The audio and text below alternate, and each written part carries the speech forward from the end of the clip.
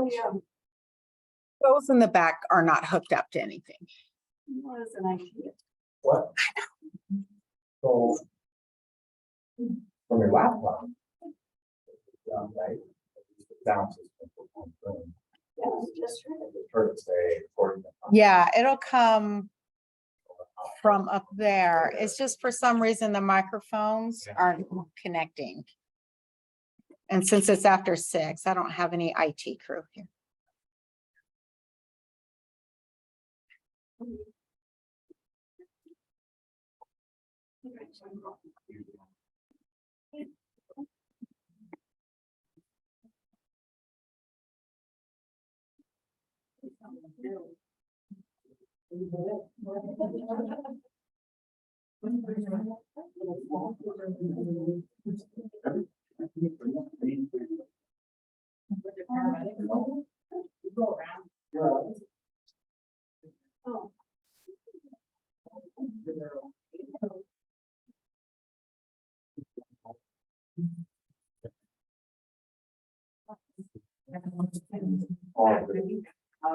Okay, we will start in just a minute. We just have some technical difficulties. Okay, we're gonna start. Okay, so talk really loud. All right, welcome to our District 4 meeting and special welcome to all of you who have made the effort to be here. I know it's vacation time and everybody's busy, and we're so glad to have you here. Can you hear me all right? The microphone isn't working and I don't have a particularly loud voice, but I will do my best. I want to recognize our board members. First of all, we have Lynn Sorensen from Pleasant View neighborhood and Mel Smith from Grandview North.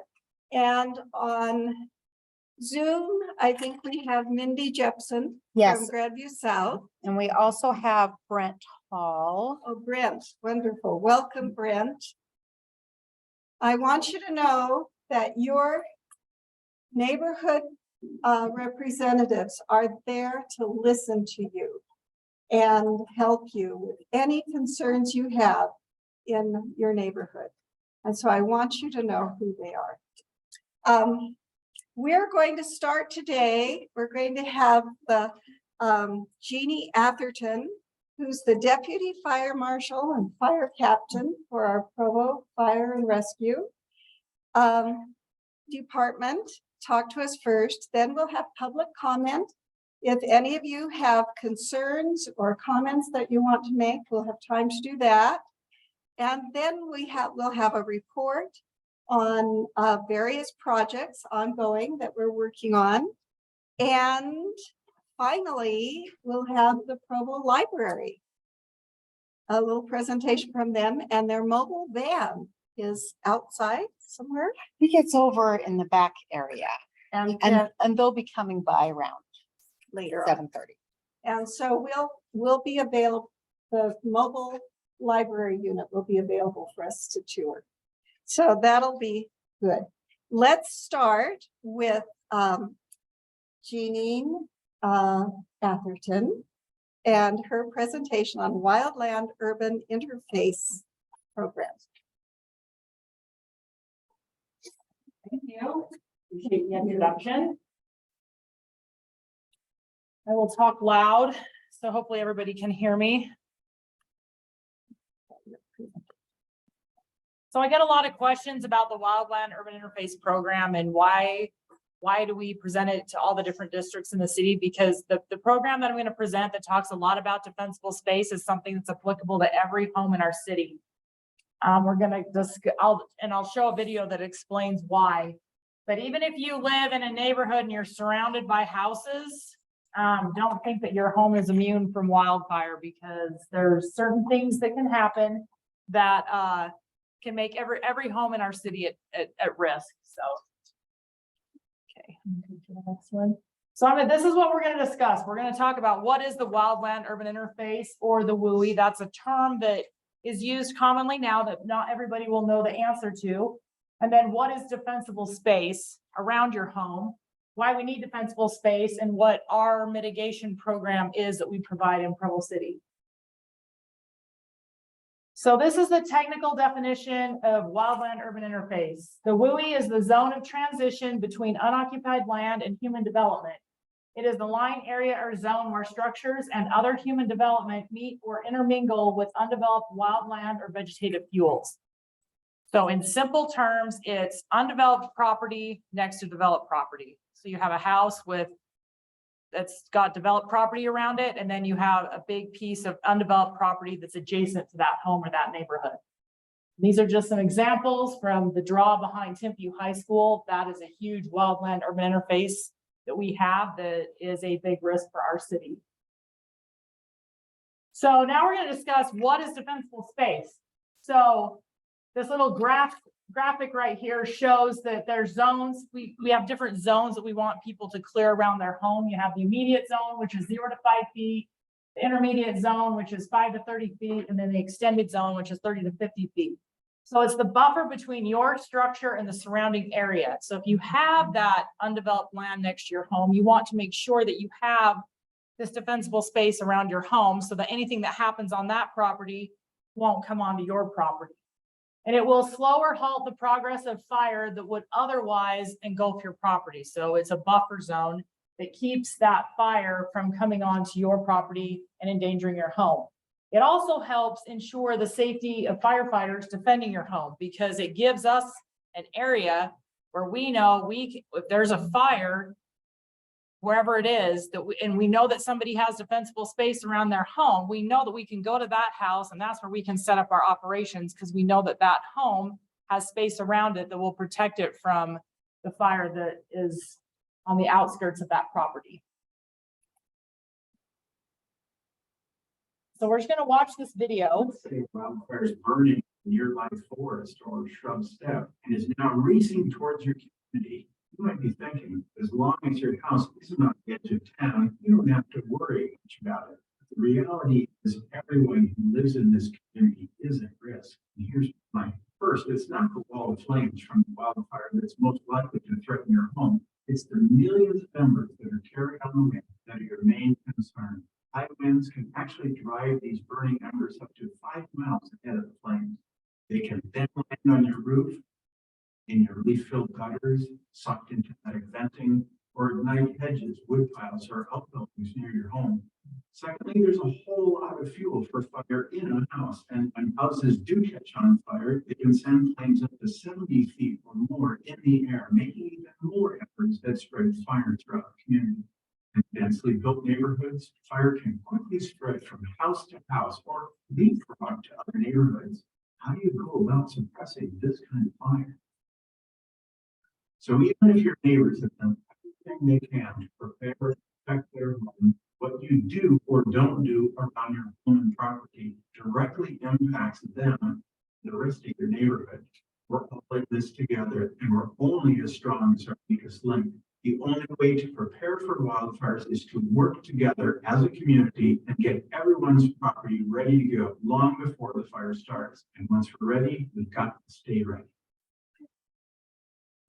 So that is the reason we push this mitigation program and the idea of everybody in the city creating defensible space, because there's a misconception about wildfires that most homes burn because a big wall of fire comes through and takes out homes, which can happen. But the reality is most of these fires that cause these home ignitions that wipe out towns, like what happened in Paradise, California, are because embers can travel up to 5 miles in the right conditions and land in homes that have not created a defensible space around their property and cause those homes to ignite. So if you think about who was here when the range fire was a few years ago on the front face of Temp, perfect example. It's hitting bigger brush creates bigger embers. If the wind conditions had been right when that fire happened, it easily could have come into our city. And once you get one house on fire, then you easily have 3 houses. And I'll show a video here at the end where one house we can manage, but once we get 3, 4, 5, 6 houses on fire, we're literally calling resources from the entire county to come in to try to help us mitigate this problem. Okay, next slide. So I'm going to quickly talk about this, and then There is some information on the back table that talks about how to prepare your home. And if anyone's interested at the very end, my email address is here. And if you would like me to email you some information about creating defensible space, I'm more than happy to do it. So basically, we want people to kind of start with their home and work outwards. So when you look at your home itself, we want you to look at, is your roof and gutters clean of debris? So every spring, make sure those are cleaned out after any big windstorms, especially if you have trees closer to your home. Make sure that pine trees are pretty good at dropping pine needles all the time, and they accumulate they accumulate pretty quickly in your gutters. That's something we want to get out. The other thing I tell people is we like that 0 to 5 foot zone, nothing flammable in that zone. We call it the fire-free 5. So nothing flammable within 5 feet of your home. So no stacked wood. I tell people, if you can get rid of any sort of, if you have ground cover, like you go and get, you pick up compost from the compost yard. If you can replace that with like rock-based compost, that's even better, because that stuff is flammable. I've actually been on fires at the compost yard when the compost piles start on fire, and it burns for a long time. So that first 5 feet of your house, nothing flammable in that zone. Talks about moving firewood piles and propane tanks away from structures. So if you have propane tanks for your barbecue, then you want to get those as far away from your house as you can. And then we also recommend you trim your trees 10 feet away from your chimney and roof. So if you have a tree that's really close to your home and you like that tree, you can trim it up so that it's not, so that the limbs and the branches are 10 feet from your roof and the side of your house. You can keep that tree, you just need to make sure that there's nothing on that tree that could, if that tree starts on fire, it's not going to start dropping things on your roof and cause your roof to start on fire. We talk about space and maintain fire resistant plants and shrubs to prevent fire from spreading. One of the worst, so there's the juniper bushes that were really popular for landscaping here 50, 60 years ago are a huge problem. In fact, Payson just had a house fire. I believe it was on the 24th, at like 11 o'clock at night. Someone shot a firework, it tipped over, it went into the juniper bush, started on fire, and they burned the whole side of that house and into the attic. So displaced the homeowner. So there's a lot of resources online to find, if you're re-landscaping your house, look up fire resistant landscaping. There's a lot of plants that actually look really nice that are more fire resistant than some of the stuff you may currently have in your yard. And it's a good idea if you're going to be replanting. And I tell people that have juniper in their yard, if they don't like it, just get rid of it, because it really is flammable and a very, very big fire hazard. And there's a lot of it that's been used in this area to landscape with, particularly a long time ago when they were first building homes in some of these neighborhoods.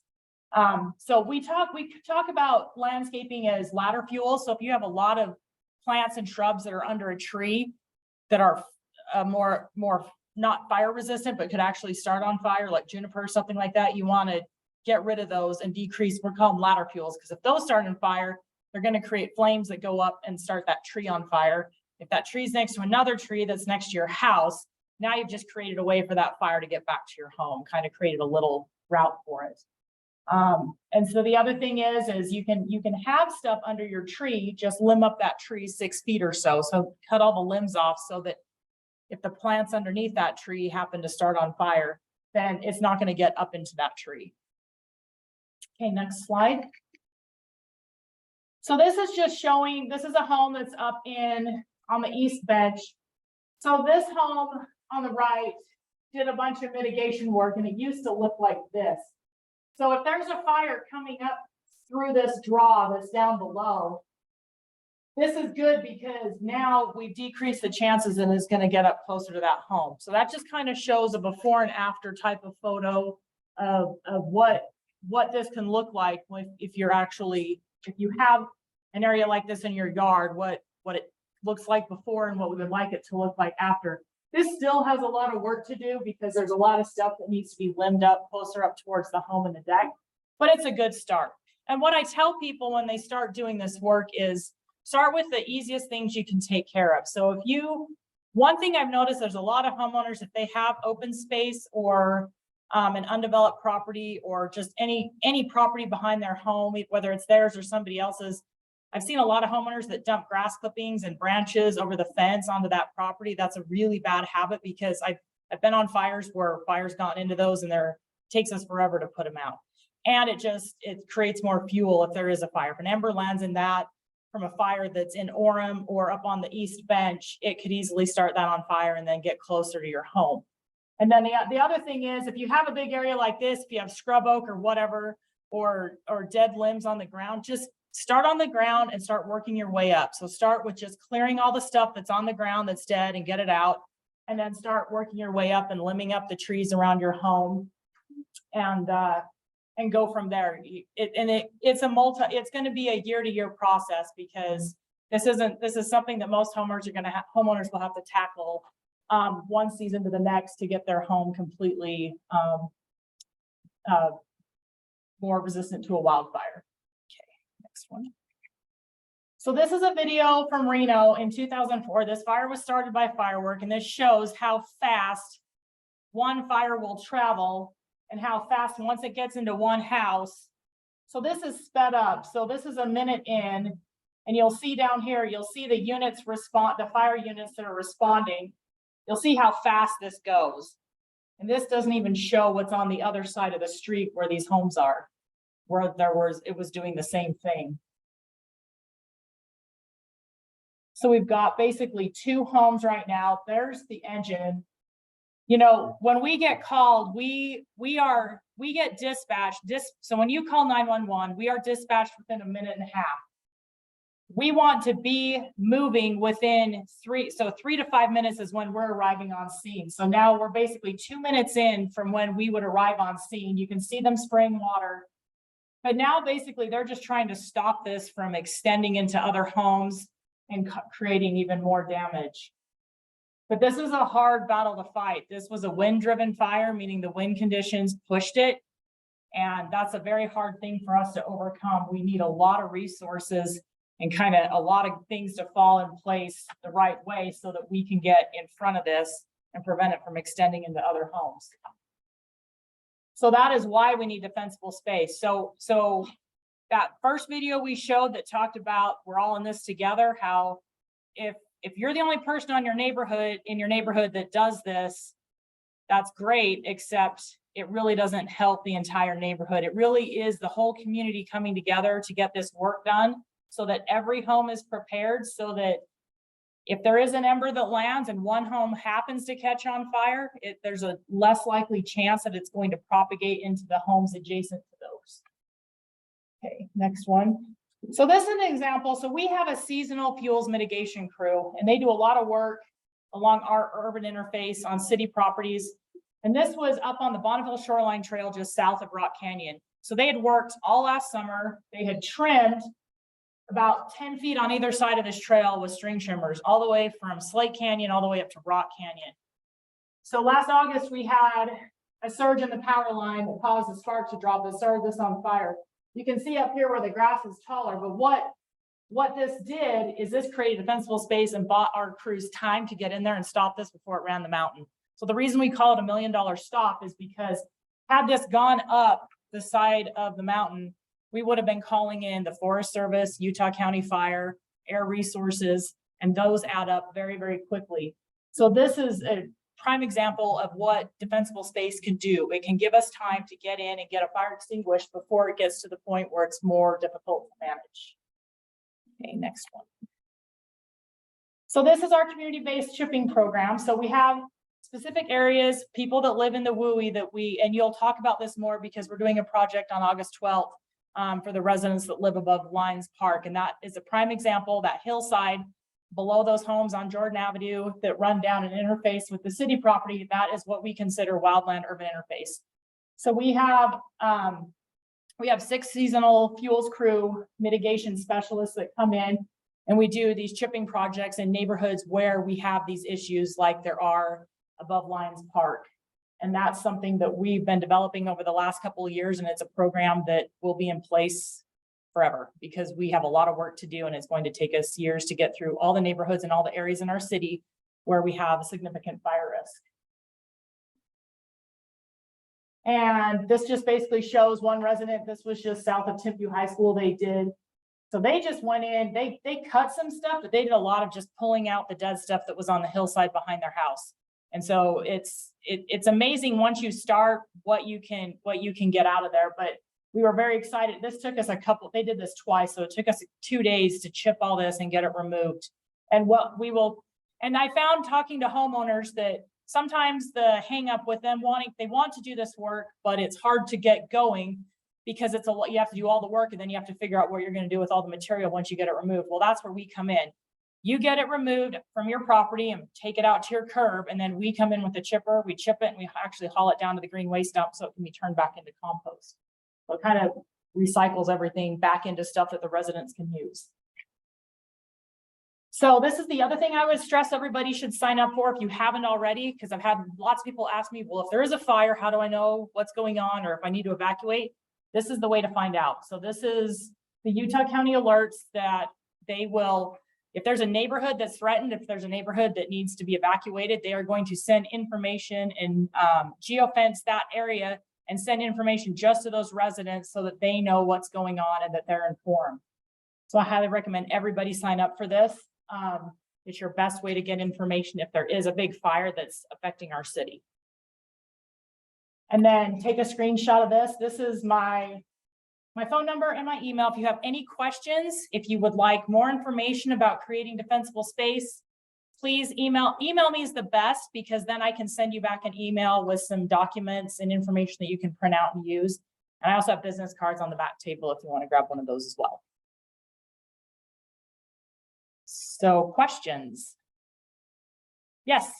I noticed in your drawings of the house and the 5 feet and the 70 feet, and this and that, it seems to me the way houses are being built, they are right up next to They each other. are. And there's hardly 5 feet between the two houses, much less this kind of space. Yeah. So how is that going to affect the situation here? So that's a good question, because another aspect of this, so there's the cleaning up around your home. There's also what's called home hardening, which means you are actually changing things about your house to make it more fire resistant. One thing that really helps that we didn't really discuss in this is that if you have vents, attic vents, anything on your house that has a vent, you want 1/8 inch or less, 1/4 inch or less mesh screening behind that vent. Because when you have homes, even though there's nothing around the home that may be a threat, the fact that an ember could fall or a chip down your chimney, it could get into a dryer vent, it could get into an attic vent, and then that house is on fire. And now they're so close together, it's going to cause the next 2 homes to start on fire. So yeah, in a lot of these newer neighborhoods, the homes are so close together that there's not a lot of space in between them where you have to worry about the mitigation work around the home. It's really making sure that the gutters are cleaned out, you've got venting or the mesh screening over everything so that nothing can get into that home that will cause it to start on fire. So yeah. So when you say mesh screening Mhm. fence, it's like my place, we just have soffit fence. Uh-huh. There's no gable fence. There's ridge line fence. Uh-huh. So are you saying where would that go? Place like that. I would have to actually see that. And that's the other thing is we do offer home assessments. So if you would like a home assessment to have us come out and look at your house and give you some recommendations about what you can do to make either your property safer or your home safer, please email me and we can set up a time to come out and do an assessment of your home. I would need to see that to exactly understand where that is, but yes, anything that would allow, embers can be really small. They used to recommend an 1/8 inch or 1/4 inch or less, and now they're saying 1/8 inch mesh screening, because embers can be the smallest ember can get, if it can get in, it can cause something. And those can be delayed. I mean, we've seen home fires that they've had embers, homes burned down from embers 2 or 3 days after the fire's not even around. It's gone.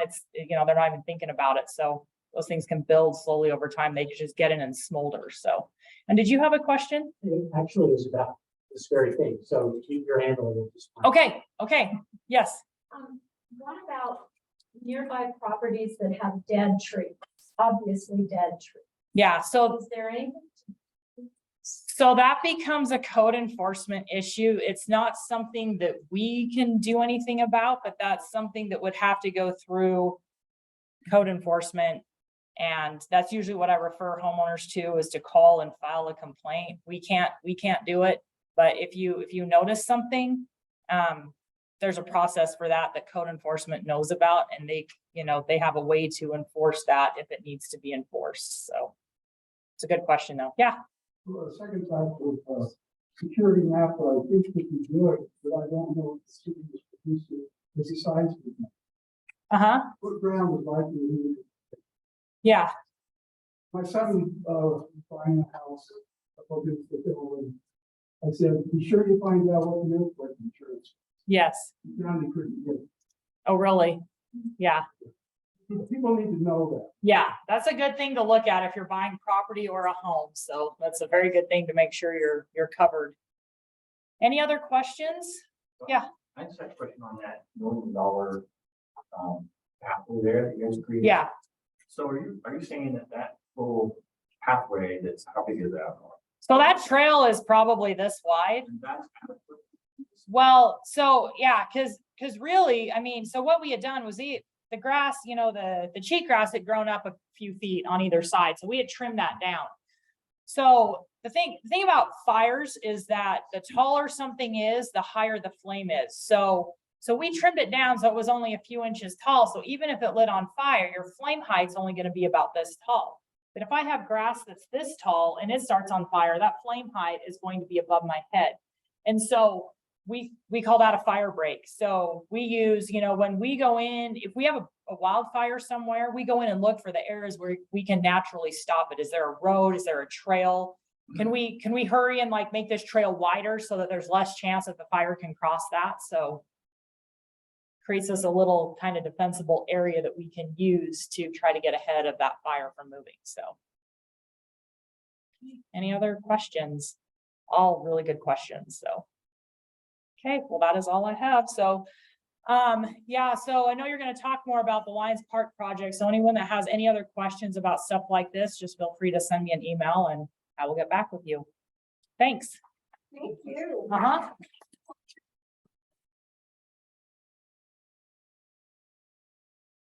Kind of a terrifying presentation, but really important. And I'm thinking of that area of the city where I've seen this kind of wild interface. And as you said, we are having, and I'm going to tell you about it in a minute, a service project for our district in the Lions Park project. And look, people already signed up to come help, so that's great.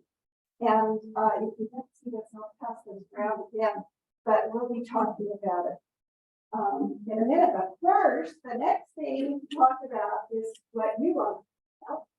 So public comment time.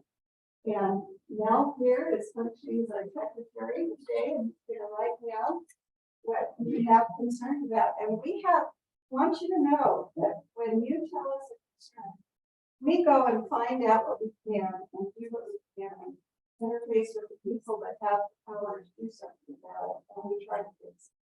So what are your concerns, or what comments do you have that affect our neighborhood? Oh, you're the one, you're in our neighborhood. I'm in your neighborhood. Yeah. Okay, so my name is Rachel Breen. I live in the Grandview North neighborhood, and I'm also the neighborhood coordinator. We had our murals had to be painted over 10 years ago.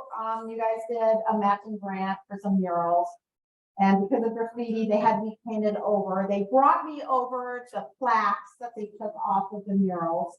And I was wondering what you as a neighborhood wanted to do, if you wanted to give one to the artist, just Smart Smiley, for him to have as a souvenir. And if you guys wanted, I don't know if someone from North Park neighborhood wanted to have the other one, but what you wanted to do. But are you okay with giving one to the artist? Okay. Yes, we need to know. Yes. To the other one in case someone else, or maybe the artist will want to. Yeah. We'll see. Those were such wonderful murals. And I know she's willing, she said that she's willing to. Yeah, the artist is actually a he. He is willing. He said it was the funnest project. Yeah. And he's very willing to do more murals if you guys want to do that for a matching grant sometime in the future. And the city said that if they were more simple murals, it would be easier to maintain. So larger areas of one color. So does everybody know where the girls Or not along the, yeah. Did you want to say? it? No, I just, They were along the river path. Where the path went underneath, the wall, green. there were several, you know, wherever there was kind of an underpass. And they were so hard. We should, Beth, yeah. people on Zoom are having a hard time Oh. hearing. If you could be closer to my All right. computer, we'll see, I'll come over. see if that works. I will. Yes, one was there on Columbia Lane and one was at the intersection of 820 North and 850 West. Those little Underpass. underpasses. And they had like murals of our community. They showed the mountain behind and the houses, bright colored. But we'll see what we can do to replace those sometime. All right, any other comments? Yes, ma'am. And your name is in what neighborhood? I'm in Provo, so I live in Grandview North. I actually live on 1460 North. Yes. And Whenever it makes sense to go. Come Yeah, come on up. I apologize. okay. Hi, I'm Barbie DeSoto. I live on 1390 West, 1460 North in Grandview.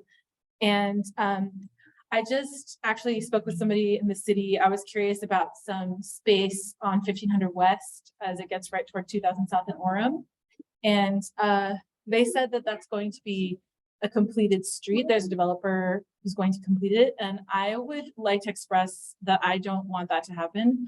The city has already been really not responsive, I should say. I've lived in this house for 3 years and people speed, they go 45 miles an hour up the street. It's a 25-mile-an-hour street. My kids can't play outside. I know 1700 North is the same. And I know Grand Avenue where her friends live, and I ride my bike up there, same thing. And the city has not. Yeah, the backyard, but not the front yard, they know.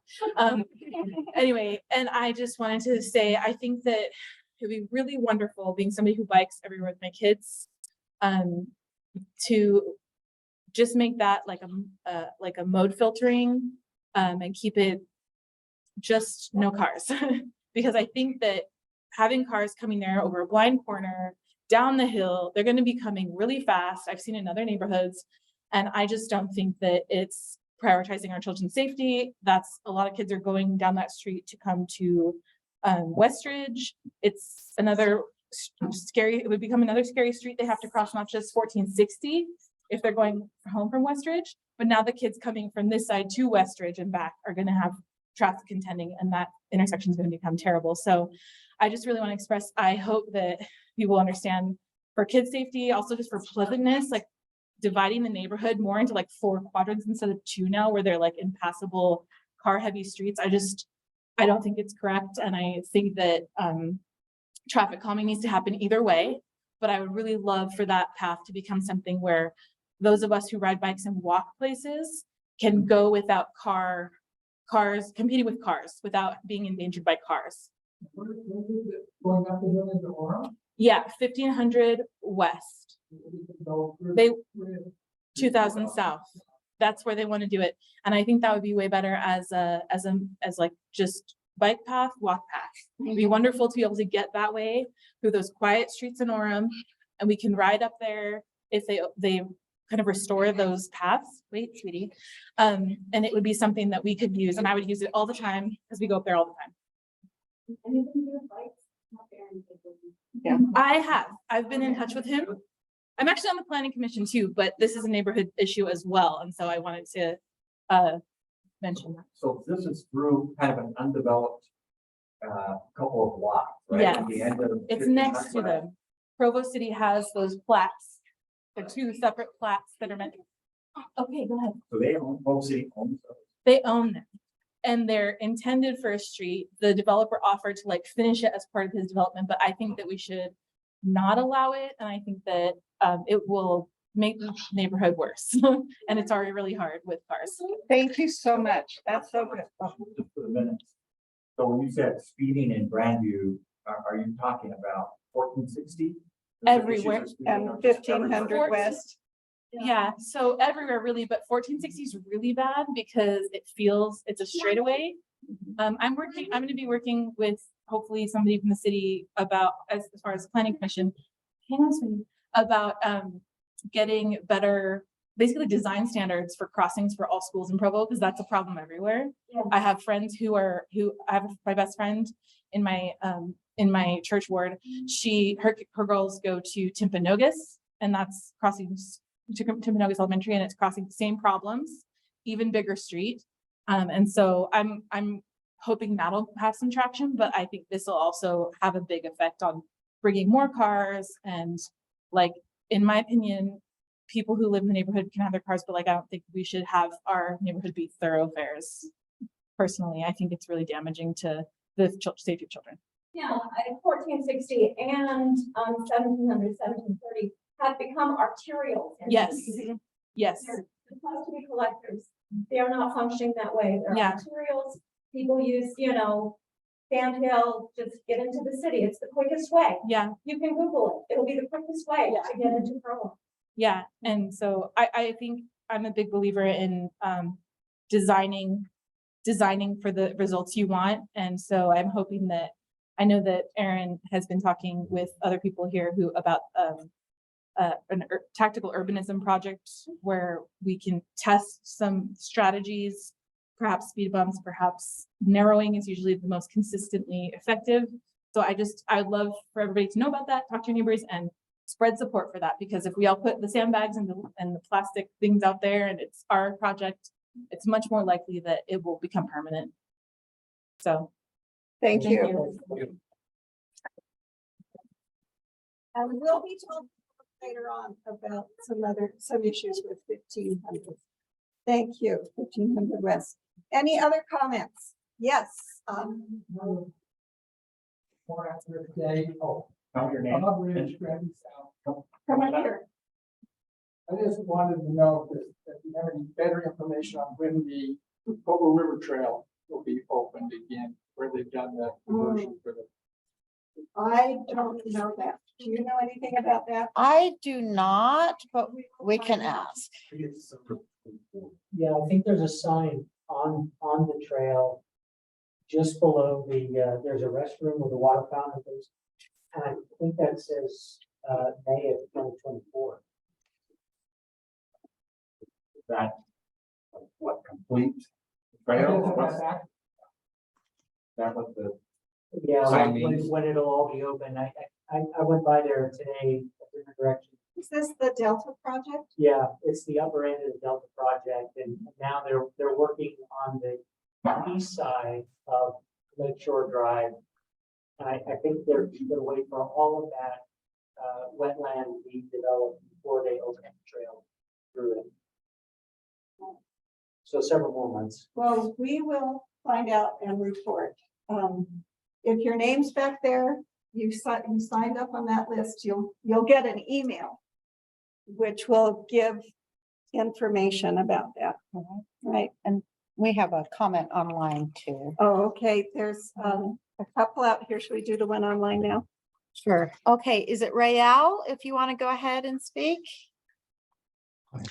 Hi, I just wanted to make a comment. The other lady that was just up was talking about the road narrowing. We live on 3rd West, just north of 1230 North. And we have got a very narrow street that they just turned into a bike lane.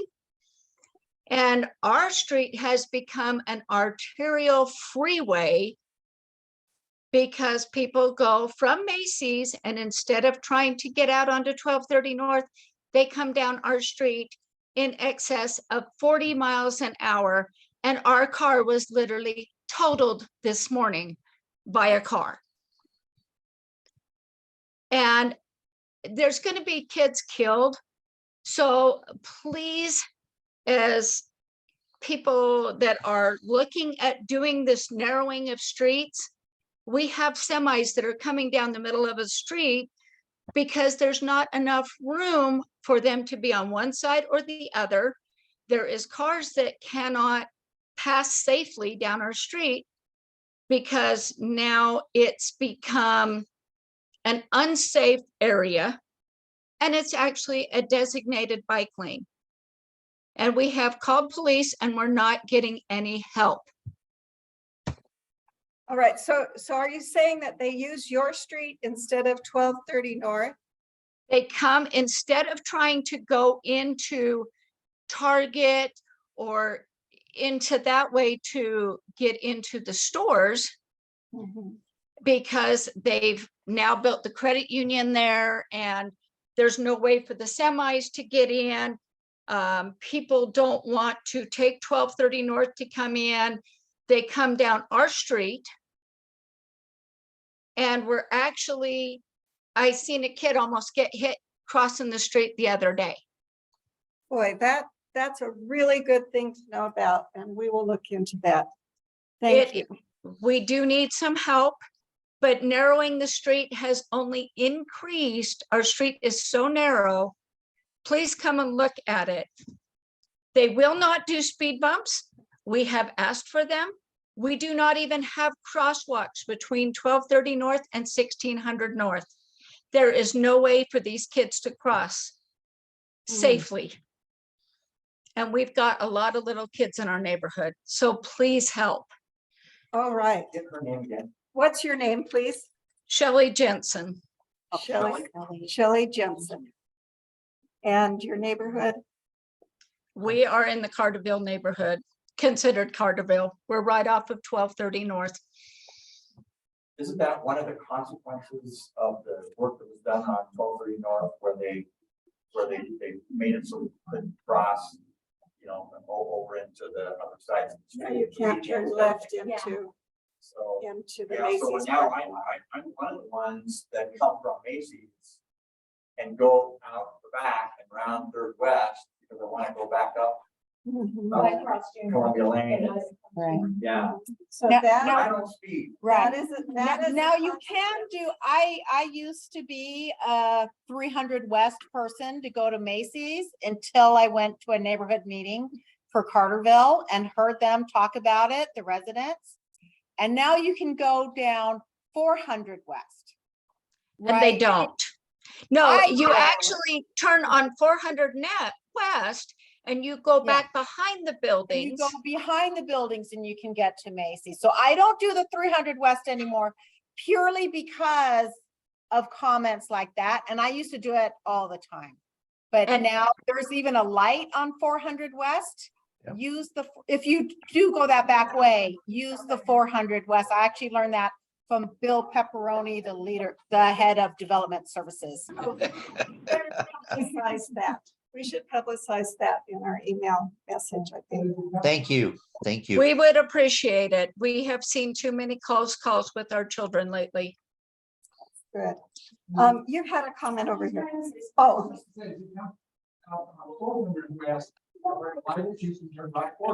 Yeah. Yeah. It's really nice. Yeah. The 400 West is awesome. People, Immediate light, because Yeah. it stops every time. oh, does If it? Yeah. someone comes out of it. no one should be using 300 West. That's what we thought, but unfortunately, when the light changes, they come speeding down our street because the traffic gets backed up even more now. Here's this- Another comment on this. Is that striped, that street? Is the street striped for bikes, No, for lanes. for lanes? No, it's too narrow. It's got a stripe down the middle. Nobody pays attention to it. Because literally they'll take off people's mirrors. Yeah. We've had several accidents recently. Right, we'll move on now to another. I don't comment. want to cut her off. My name's Amy Allerton. I live on Lions Park. Mine is the house with the big greenhouse in the back on the farmer. I also teach at Freedom Prep Academy. I'm a high school teacher there. I'm really curious in the lawn buyback program. I don't know if Provo has one. I don't know if everyone like already knows about it, but there was a program called Localscapes that like was really big in Salt Lake, and you had to do like an online class or attend a class in person. And then they would buy back your lawn for like $1.90 per square foot. But they've discontinued that program and it has a new name, which I've emailed like the district reps about, but I haven't gotten a response. I'm not here because I'm mad about that. I just wanted to get more information and I didn't know I'd have this. Beth, maybe you were CC'd. I'll double check. I haven't seen it. Okay, I'll double check my email, but the new program is called Landscape Incentive Project, and the buyback amount is even more than it was before. But Utah has to, Provo City has to like join it, right? And so just so you guys, are you guys already aware of this? Okay, so Alpines joined, Vineyard, Sandy, American Fork, Heber, Spanish Fork, Linden, obviously Salt Lake, and like a bunch of those cities have already joined in. But Provo City has to approve some conservancy rules for us to be able to participate in that. So the people that like our district reps would need to contact are the Central Utah Water Conservancy Project. And I can forward you that, Beth, please. I'll get your email afterward or something. But yeah, I am just really interested in having that buyback because I farm and I feel like food's really important. And I really like that Provo's making it easier to not have like a monocrop as your front yard. Because we need to figure out how we're going to save water for like whoever's coming after us, right? Whoever's going to be living in Provo after us. So thank you. Okay. Question. The question is pertaining to the parking strips as well. Yeah, it has like, so they have flip the strip and then they also have the like, it's like a front yard, backyard thing. If you change your lawn to something else. So the flip the strip is the same people doing it. Okay. Yeah, it is. Yeah. Okay, thank you. Yeah. Any other comments? This is wonderful. Yes. More of a question, John Dye, Grandview South. They've started retrofitting and improving some of the sidewalks in our area for those that are handicapable and ADA accessible. Don't know, some have been done, others have not. I'm guessing they're done for the year, but is there any place that shows when they're going to do each area? Rachel, do you know? I'm not sure if that's going to be on the Public Works map or not. I do know that the sidewalks department is very stressed. They have so much that needs to be done in this city. What did they say? It would take 30 years to. Yeah, like 30 years to get to all the sidewalks that need to be done. And they have they don't have a very big budget. And so they can only do so much per year. We're going to talk about a sidewalk project that we helped with. Yes. Jeanie, also South. I think if I'm understanding it, it happened at the same time that they were resurfacing the roads. Right. As kind of like an add-on. So do we know if there are plans to resurface any of the other roads in the Grandview South area? No, you know. I know that there's a plan for resurfacing. I think we just have to connect with the city and find out where that is. I was talking to one of the people not too long ago about that, and they figure that a road has a certain lifespan, right? So they calculate that on the place. And I think that they would entertain input from citizens for issues with roads, right? Sure. But and part of that is crack sealing. Well, so they'll go for the crack sealing on roads, and there's a schedule for that as well. Hey, good question. Any other comments? Oh, yes. Here, come up. Oh, sure. Thank you. So, I'm Tanner Bennett. I'm one of the candidates for citywide city council. I'm not here in a political capacity though. Oh, sorry. Tell me again. Tanner Bennett. Tanner Bennett. Yeah. I actually live in the Waukee neighborhood, and I think it's so great that so many of you guys come out. I've attended a lot of these meetings, and I think this is the biggest turnout I've actually ever seen. So great on you guys. One of the parts that I'm working on with my campaign is addressing local issues. One of them is that one of our community partners, the Food and Care Coalition, that provides a wide array of services for homeless and just underprivileged community members in our community. Typically, during Christmas time, they receive enough donations to tide them over well into August, into October, until they get another resupply from that big Christmas push when everybody's donating, and very, very charitable. We found out when we were touring their facilities and learning more about those issues that they've completely run out of hygiene products. Whether it be a relationship with inflation, the cost of living in Provo going up, things like that. They have been more stressed. And so as of Friday last week, they've completely run out of essential hygiene products.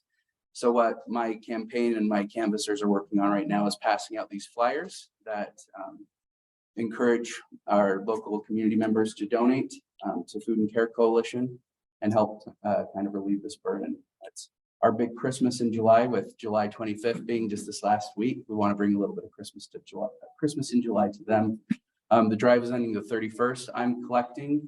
If you want to leave me with your address or a phone number or an email, I'm happy to come by, pick up those donations and deliver them for you. Otherwise, I have the donation information on this sheet, which you can come and collect from me at any time. So that is all. Thank you. Thank you. Wonderful. Glad to know about that. What a worthy thing to do. Okay, we just had a couple of more comments online, kind of going back to other conversations. One was speed bumps would take care of that problem on 300 West. As far as I know, the city doesn't do speed bumps. And that we need to keep demanding traffic calming throughout Provo. And then Mindy Jepson said you can take the local scapes class through Central Utah Water. At our next meeting, we tentatively have scheduled our sustainability coordinator speaking, Hannah Salzel, and this might be something we can have her address about the landscape conversion incentive. She would be the best person, Hannah Salzel, in the Development Services Department. And let's see, and I think that was it. But we also have Travis Hoban online, our city councilor, and Richard Dalsey of. Aren't there speed bumps on Carterville? Is that on the Orem side of Carterville? They're ones, they're like jumps. Yeah. Is that Orem? Is that Orem or- I think that's Orem. Oh, those.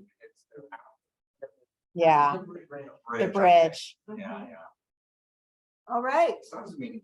That was good. We have lots of things now to think about and to work on improving. Now, we're going to give a little report on some projects that we're working on now.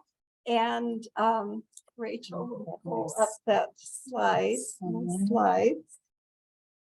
We will just run through them. Thank you, Rachel. Oh, don't come out. Give them a minute. Okay. And that's what we're about. We're trying to improve our neighborhoods through our district program, and that we can work together as a community to improve where we live. So this is just such a fun project that we just completed. Look at this sidewalk. This is North Park. There are 3 sidewalks like this near the Exchange Park, so that you're pushing your baby buggy along here, and boom, you just get grass that you have to go to off-road mode. And we submitted 500 hours as a district, 500 hours of community service, which and a proposal to get a $5,000 matching grant from the city, and they approved it, and we gave that money to City Sidewalks Department. And they said, that's great. With that, we can do maybe one sidewalk, finish one sidewalk. And we said, oh, but this is really important to this community. We feel like we've been forgotten by the city to have these terrible sidewalks. And so they said, okay, we'll do all 3. And they did. And we have 3 beautiful sidewalks like that. And Eric Chase isn't able to be here tonight. He's the representative for North Park, but he said it has made such a difference in the community, and that the neighborhood is very grateful for this being done. So yay us, that's so great. Now, moving on. Our next project that we're working on for 2024 is, those of you, anybody here from Carterville? So from Carterville. There's a hill, half of Carterville neighborhood is up here on the bench, and the other half is down here. And there's a hillside, and there's a little path here that people have just made, a little social trail. And it's used a lot to go from upper Carterville to lower Carterville. Also, it ends up in the Walmart parking lot. And so people do go do that to go shopping. But it's a dangerous, narrow, difficult path.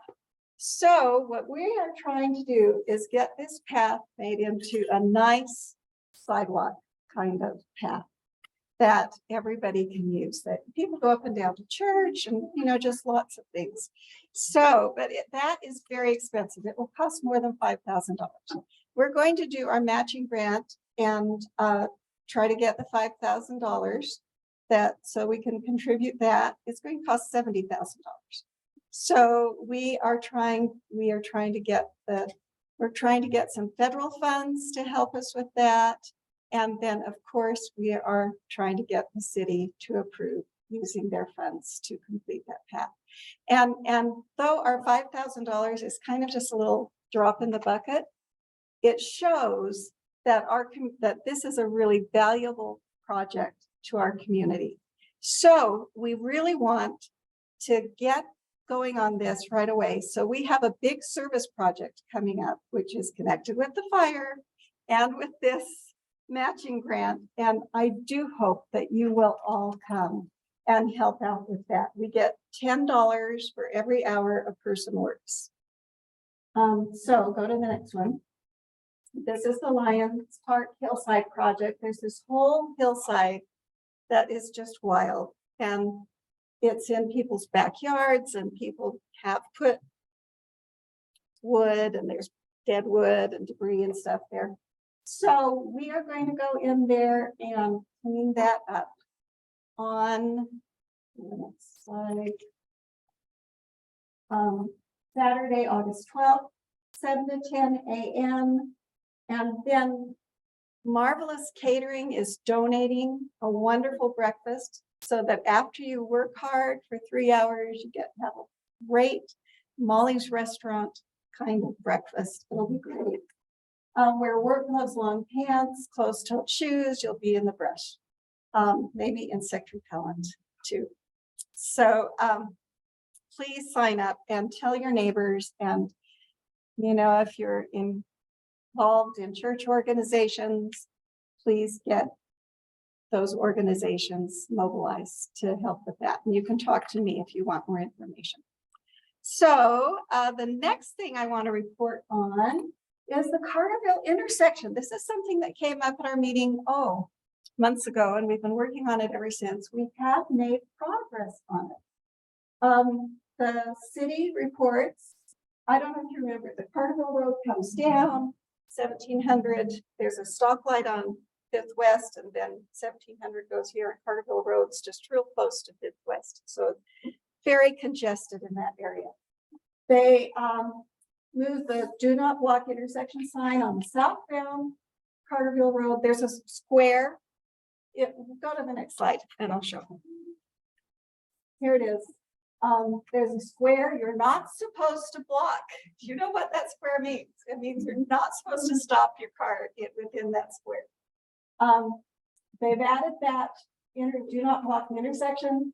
They've added a right turn lane and a left turn lane as you're coming down Carterville Road. And I understand this has made a big difference for the congestion there.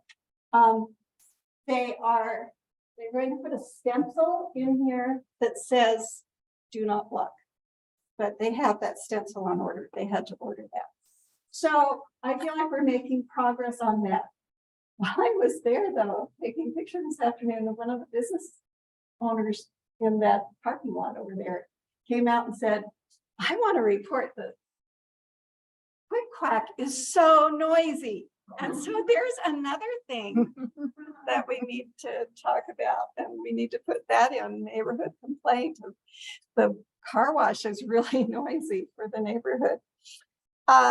Okay, next thing to report on. Mel, do you want to talk about the parking on 1500 West? I can. Mhm.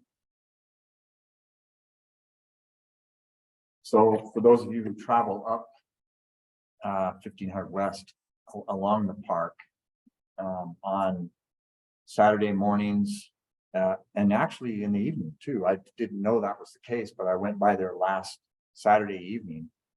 And just for fun, I counted cars along both sides of the streets, and there were, I think it was 31 cars or 34 cars on the park side and 23 cars on the east side where the residents' homes are. And there were at least 20 to 25 cars parked in the new parking lot that's going in that's not finished yet. But one of the questions I know that's been talked about is what can we do to improve the safety along that, especially during those times, right? Because I don't know how it is for some of you, but as I drive by there, I mean, I'm just worried that some of these kids are going to be running across, and who knows, you know, there might be an accident, which we don't want to have happen. So several people have been talking about some possibilities, and we're thinking one of the possibilities is to eliminate parking on the park side. With this new parking lot, which will have 46 new parking spaces. So we're thinking that it's possible that if the park side area were blocked off, restricted, so that people wouldn't park there, that would help with that whole congestion going on during those events. I recognize that these are not during the day, or except on Saturday during the week, that this is the problem, right? This much. So, but anyway, we're investigating that as well.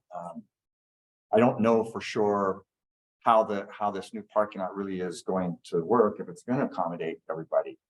My suspicion is that if there is a event going on in the park, like a soccer game or whatever else, people are going to want to park there because it's really close, instead of going all the way down to the parking lot.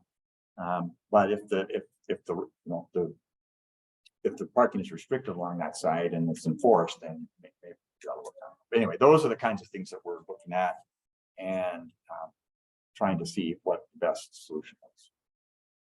Question. Is there a reason why the parking would be restricted on 1500 West on the park side rather than the residential side?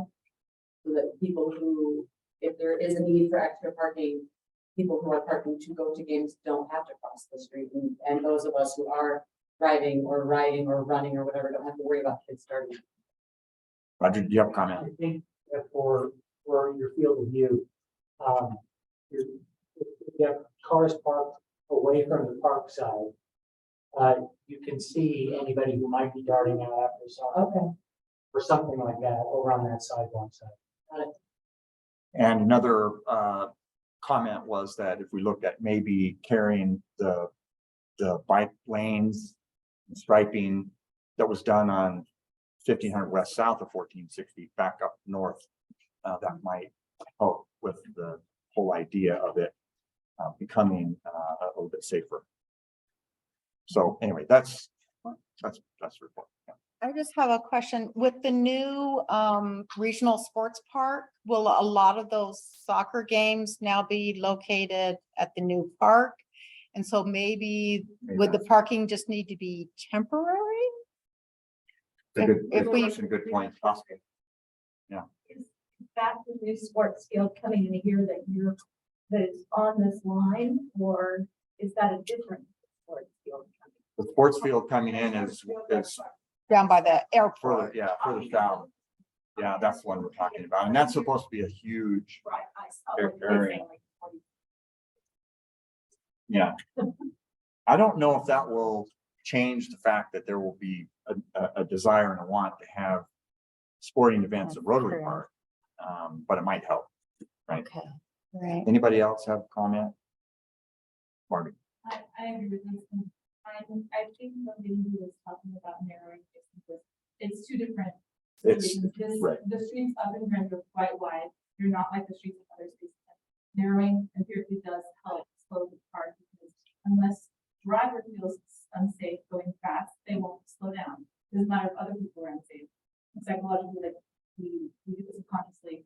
And so I think it'll also accomplish that as well. And it'll cause, I mean, there's stop time, right? Turning on there. On Stop lights? 1460, there's a stop sign. Stop sign, yes, on 1460, yeah. So. And 1500 West is wider up north as well. Yes. So that could be done. We have a few comments online, I'm sorry.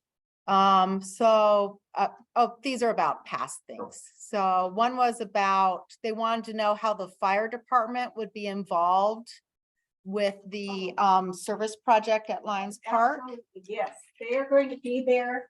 They're going to have their chipper and dumpsters, and they'll be taking the debris as we bring it out and taking care of it. So does that answer your question? We're going to be working side by side. I have a Barbie? question. There's a lot of, I think it's Chinese homes running wild over there, and I imagine that's also going to be taken out. No, No? not the green stuff, just the dead stuff. Yes, okay. And that, tree of heaven, even if you cut it down, it has to put, you have to put further sign on it. We have to. Yeah, and has permission been gotten from all the homeowners? Yes. Okay. Okay, next we have a big announcement. Mindy, do you want to speak from the from online? Mindy, can you put Mindy on? Yes, I can try to speak. You're on. Wonderful. Hello, everyone. We are looking forward to the parking lot at Rotary Park being finished, as well as the new restrooms being finished. We are still waiting to find out when that will occur. So that's why we don't have a date yet for our grand opening at Rotary Park, but we hope that maybe it will be in September. And right now we are looking for neighbors who would like to be involved in planning this event, or at least offering opinions on this event, what you'd like to see, what would be fun for families, for children. We've invited the Rotary Club to participate, and we're waiting to hear back from them. So do let us know, anyone in the neighborhood leadership, if you have some suggestions, ideas, and particularly if you would like to help me plan this event. Thank you. Thank you, Mindy. Thank you for all you do to help us. Go back one. Noise levels from the stadium, that was on the agenda, but we're going to push that forward to September when we can have a representative from BYU to talk to us about that. All right, it's time for the Provo Library Outreach Program. Thank you.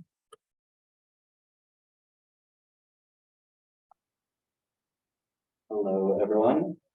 My name is Desmond Mulford. I'm an outreach librarian at Provo City Library. And my co-presenter. I'm the director. You can get a little bit closer to the mic. Yeah, we can do that. Well, we're just here to explain to you a little bit that's going on at the library and some of the resources that you have access to. Myself specifically, I do a lot of the outreach. We have this big fancy van. We can take it all over the community. You may have seen it in the Freedom Parade last year. Its big debut through the community will be in parks. We take it to retirement centers, elementary schools, all sorts of stuff. We try to be as much in the community as we can with it. So we're happy to discuss any ideas with you that you may have about, oh, have you taken the van to XYZ location? I really enjoy doing it. It's a lot of fun. Get to do story times and mobile checkouts. all sorts of things. Speaking of which, I'm gonna go prepare the van for a little field trip once this is done, while Carla talks about some of her favorite library resources. All right. So I would love to talk about anything anyone has questions about. Yes. So we love the van, we love the story time hours, but it's only a couple months of the year. And I get that, like, you know, it's summer, right in the summer reading and stuff like that, but like most of the people there are preschool. You know what I mean? And so like sometimes it's hard to get like down to the library for that preschool resources. Like is there a way that you could continue that even just into some of their shoulder months, like September? It feels like it's really like it ends end of July. It does. They do it in June and July, and then actually we don't do most story times at all in August because they have to gear up for September when they start their thing. So they kind of take it as a prep month and do more passive programs at the library. But I will definitely take that feedback back to them and see if we can extend some of that. I don't know that we'd be able to do all of the parks that were like the whole time, but if we can get, like moving around a little bit, it's definitely something we can look at. I haven't heard that feedback yet. So we do want to be able to come to the community and like have stops during the rest of the year, like pick a park and have like every 3 weeks, we will be at this park and we can check out or pick up books, like stuff like that, and be more, and maybe bringing a story time with that during the whole year, like having some activity. Again, depending on the time of year, it is a little challenging. Nobody wants to be there. But when the weather's good, I think we would like to do that. So thank you. Yes, I think that that's something. Yeah, like in May and in August, I think we definitely could do something like that. Let me take that feedback back to the children's librarian and see if they keel over with the thought of the extra work or if they get excited about it. You never know. They do a lot of things, but I like that. And I think we probably could do something. Anybody else? Otherwise, I can just tell you about the things that I feel like people don't know about. And one of those exciting things, I have a question.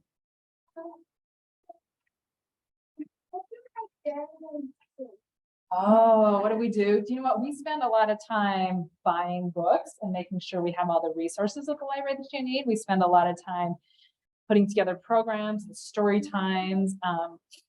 We did a best books thing last night that was so much fun. And we had the librarians went and have their list of their favorite all-time favorite books. And we had cookies and it was awesome. We do a lot of things like that. We are so busy, which is awesome. We love to stay super busy.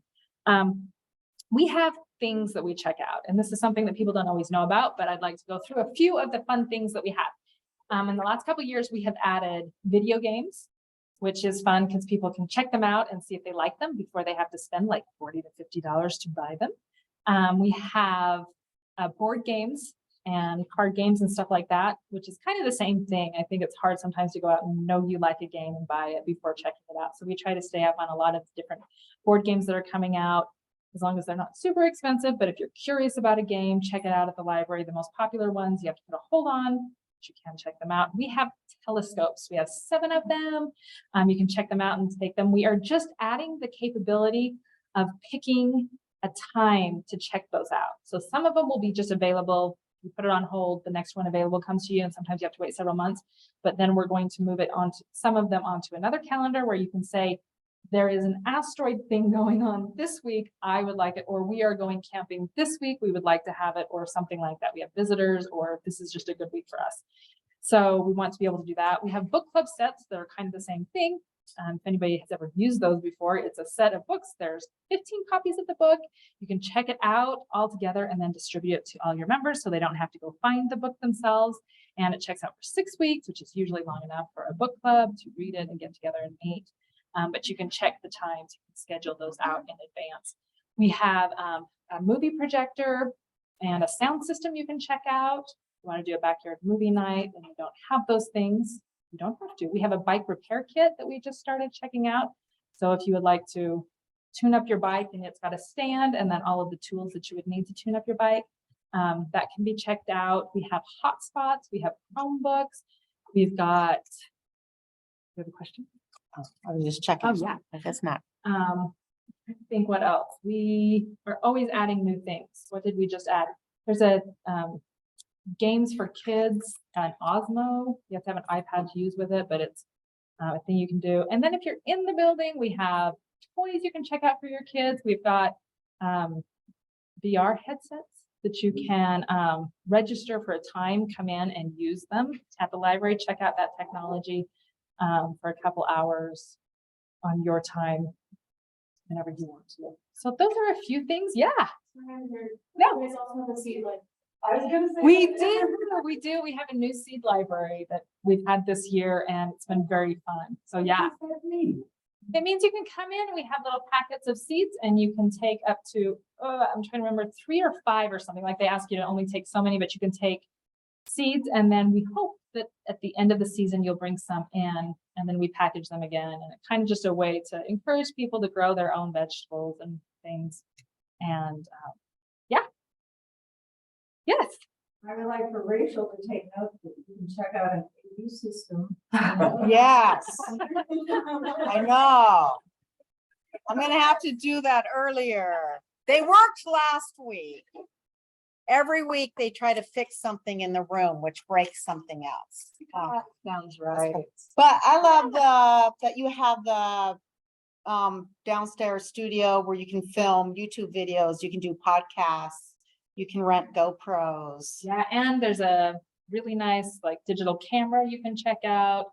They have an audio recording thing you can take home if you want to record someone's history, something like that. It works out really well. Or bring your family member in and use the studio to do something like that. There's classes they do there all the time about how to do your own podcast or how to do audio or how to do video. And to use the lab, you do have to take an introductory class that kind of teach you what our equipment is. And then you're free to use it. If I remember right, it's 4 hours every month you can reserve the lab to use. Yeah, how's our time? Okay, we're at 7:47. So yeah. So the items that you talked about, board games, video games, also have those in the van? No, Okay, so all those things that you talked about are in in the library. So van, purpose of van Yeah. is to get out into the community. Like they were saying, we have story time. So we do take several carts of books and sometimes videos. We don't usually take the items with us, but we are trying to figure out a way where we can, like if you can put something on hold and then tell us to bring it to the park when we go to visit so we can bring the stuff to you. Kind of like the curbside checkout. Yeah, the van is super fun because again, it lets us go to places, especially for places where people can't come to us. So we go to like Cove Point, we go to some of those retirement homes where it's kind of hard for them to come. We take 3 or 4 carts of books. They can look through them, return what they don't want, they can request things for us to bring next time, stuff like that. And then preschools as well. We like to get preschools. Those are kids that aren't necessarily coming to our story times. So we go take a story time to them and then take sets of books to the preschools so they can use them for a few weeks and then we trade them out with a different topic. So the van's been really fun to allow us to do that. We also have been going to farmers markets and just wherever people are. And it's so funny. You go to those farmers markets and people say, I've been meaning to come to the library to get a library card. And then there we are. And we give them a library card because there's a lot of stuff that you can use at the library just with our app, or I don't know if anybody uses Libby, big old fans. That where you can just get a library card and use those things on your phone without having, we love it when you come to visit us, but we also know that, I mean, sometimes it's not easy to travel. Sometimes there's things that aren't available on Libby. How do we request those? So you can request them on our website. There is a request a book on the menu, and you can request it through interlibrary loan or through Overdrive. The Overdrive is Libby. It's the same thing. The one thing is we have, in order to purchase things, the publisher has to give them the opportunity to do that. So like anything, one big example, because it's something that people like around here, are things published by Deseret Book or what's their imprint? Shadow Mountain. They won't give us their ebooks. They'll give us their audiobooks. So like, I think Fable Haven is one of those that people like request a lot, but they give us the audio, they give us the ebook, but not the audio. Like they'll just limit some publishers just won't release stuff to us. And also some of them just price them in a way that makes them hard to get. So like some things like $80 for the ebook and we get it for 2 years. And so if we don't think that thing's going to be checked out like solid for 2 years, it doesn't make sense to buy it in that format. We're working with publishers to try to make that buying a little bit more fair and able so that we can make things available. But that's a lot of the things that's if you do request it and they'll either say, oh, the publisher hasn't made it available, or they'll say they have priced it in a way that just doesn't make it where we can get it, which makes me sad. Then I have to get an Audible subscription just to get a couple of ebooks. Just a shout out to Libby, right? My wife no longer has monthly library fines. Which is great. Like you might not finish the book, but you won't get fined for it. And there's also, we've actually eliminated fines on all children's materials for another way, just to make sure that parents aren't feeling like they can't let their kids check things out because they're afraid of fines. Because like adults, we take 3 or 4 books, 30 or 40 cents a day, but a family of several children, they each check out 10 books and you've got $3, $4, $5 a day and it just adds up so fast. We know that it kept people in the library, so we wanted to eliminate that. Yeah. I want to take you to the band to the east side of the Provo Rec Center, where there's so many seniors there at lunchtime. We do actually. And last year we did a little bit more. We're still coordinating with them on what they want us to come and bring. I think we did some crafts last year. I'm not sure how often we were going, but we are in touch with them. And we're trying to figure out a way to also do like some tech support, tech help, because we know that sometimes those people are having to, we know some of them specifically come all the way to the library to try to get help with their computers or their phones or something like that. And we'd like to be right there where they are getting lunch. So yes, that's a really good idea and something that we have been doing, but not as much as I think we should. We're working on it. Anything else? Okay, cool. Well, he's going to be out. Oh, sorry. Thank you. He's going to be out in the roundabout out on this side of the building. So if you want to come out and see the van, check it out. If you don't have a library card, we can get you a card right there. You can, I think he has flyers and calendars and stuff. So if you want to come visit us, we'll be out there. Okay. So Beth, we usually have you end the meeting and then everybody goes out that back way to check out the van. Just go out there. Yeah, and then that's where the van is. And I just want to make a quick announcement that at our next meeting, we're actually going to have a Q&A with the city council. The whole city council? Well, as many as we can get. Travis, or you can be available at our next meeting. Let's see. Which is September 7th. So we're going to try to get as many as the city council here for you guys to ask your questions. Oh, that'll be great. What a great opportunity that will be. Thank you so much for coming and for all of your input and feedback. And thank you to the library and to the fire department. And we will disperse now and go out to see the library van, and we'll meet again September 7th. Thank you.